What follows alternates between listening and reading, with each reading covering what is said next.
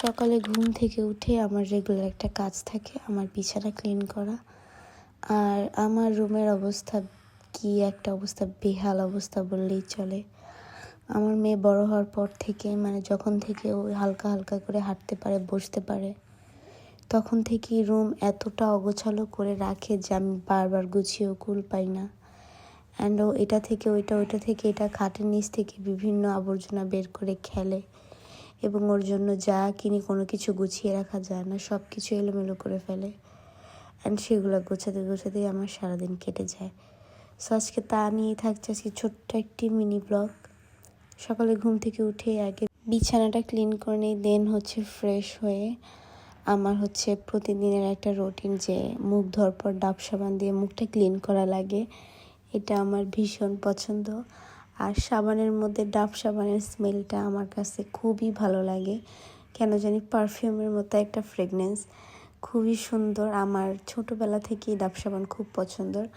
And then মুখটা fresh করে আমি আমার চুলটা আঁচড়ে নিচ্ছি। আর ইদানিং আমার এত হেয়ার ফল হচ্ছে, আমার টাইফয়েড জ্বর ধরা দেওয়ার পর থেকেই আমার চুল সব পড়ে যাচ্ছে। আমার কাছে এমন মনে হচ্ছে আমার বিছানা, ফ্লোর, টয়লেট সব জায়গা থেকে আমার চুল পাওয়া যায়। ঘরের সবাই আমার সাথে চিল্লাচিল্লি করে যে এত চুল কার।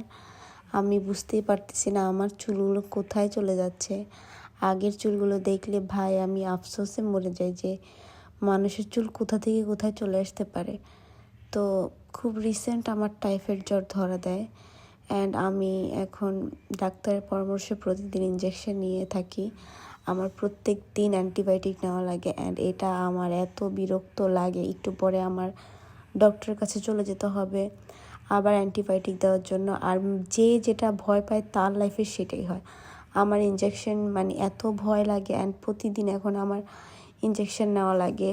কি একটা অবস্থা, কান্নাকাটি শুরু করে দিই, এত ভয় লাগে আমার।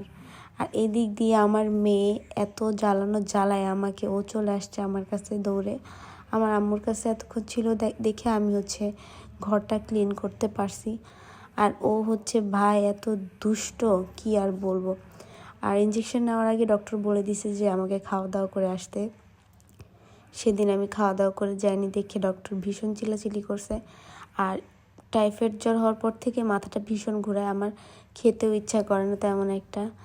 দেন আমি ডক্টরের কাছে চলে যাই। আসার পর আমার শরীর এত খারাপ লাগতেছিল যে আমি আর কোনো ভিডিও ক্লিপ নিতে পারি নাই। এদিক দিয়ে উনি আমার কাছে প্রতিদিন একই মজা করে এসে যে কেমন লাগলো আজকে ইঞ্জেকশন দিয়ে। সো আজকের ভিডিওটা এই পর্যন্ত, বেশি বড় করতে পারি নাই, বিকজ আমার ইঞ্জেকশন দেওয়ার পর আর মুডই ছিল না।